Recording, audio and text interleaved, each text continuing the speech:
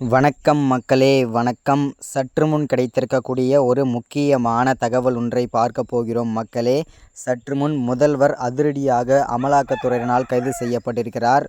துணை இராணுவம் அதிரடியாக குவிச்சிருக்காங்க. என்ன காரணம்? அப்படி என்ன தப்பு செய்துவிட்டார் முதல்வர்? என்ன காரணத்திற்காக அமலாக்கத்துறை அதிரடியாக கைது செஞ்சுருக்காங்க முதல்வரை?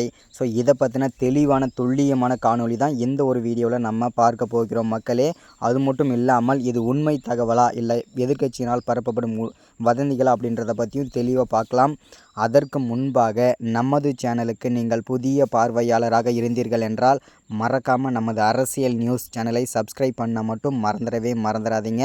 சப்ஸ்கிரைப் பண்ண உடனே பக்கத்திலே ஒரு பெல் பட்டன் வரும், அதை கிளிக் பண்ணி ஆல்ன்ற ஆப்ஷனில் போட்டு வச்சுக்கோங்க. தொடர்ந்து நம்ம வீடியோ போட்டோம்னா உங்களுக்கு நோட்டிஃபிகேஷன் வந்துடும், அதை பார்த்து தெரிஞ்சுக்கலாம். இன்றைக்கி என்ன அரசியல் நியூஸ், இன்றைக்கி என்ன அரசியல் அப்டேட்டுன்றதை தெளிவாகவும் துல்லியமாகவும் தெரிஞ்சுக்கலாம் மக்களே.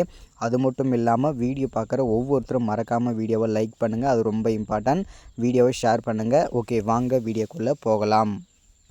சற்று முன்பு கிடைத்திருக்கக்கூடிய ஒரு முக்கியமான பரபரப்பான அதிர்ச்சிகரமான ஒரு சோகமான தகவல்னு கூட சொல்லலாம். ஏன் அப்படின்னு பார்த்தீங்கன்னா, கடந்த 2-3 மாதங்களாகவே எம்எல்ஏக்கள், எம்பிகள், அமைச்சர்கள் இவங்க எல்லாருமே பார்த்தீங்கன்னாக்கா, அதாவது அமலாக்கத்துறையிடம் வந்து சிக்கி சின்ன பின்னமாகிட்டு வந்துட்டு இருந்தாங்க.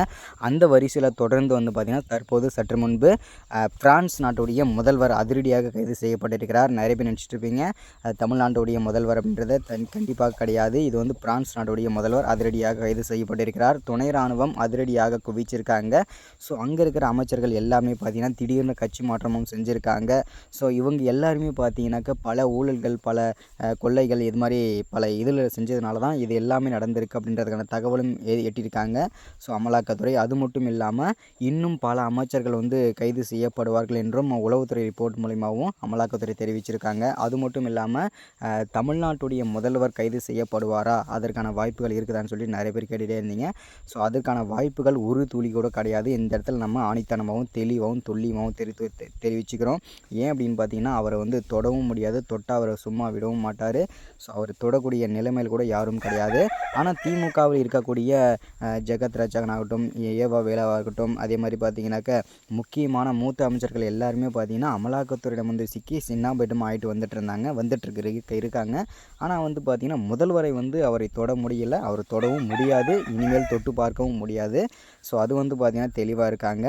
ஸோ அடுத்ததாக வந்து பார்த்திங்கன்னா திமுகவில் இருக்கக்கூடிய இன்னும் பல அமைச்சர்களும் சிக்குவார்கள் என்றும் தமிழ்நாட்டுடைய அமலாக்கத்துறை வந்து பார்த்திங்கனாக்கா சொல்லியிருக்காங்க. ஸோ அதை நம்ம வந்து எல்லாமே பொறுத்திருந்தான் பார்க்கணும். யாரெல்லாம் அந்த சர்ச்சையில் சிக்கிறாங்க, யாரெல்லாம் இன்னும் புழல் சிறையில் அடைக்கப்படுவார்கள் என்று நம்ம பொறுத்திருந்து தான் பார்க்கணும் மக்களே.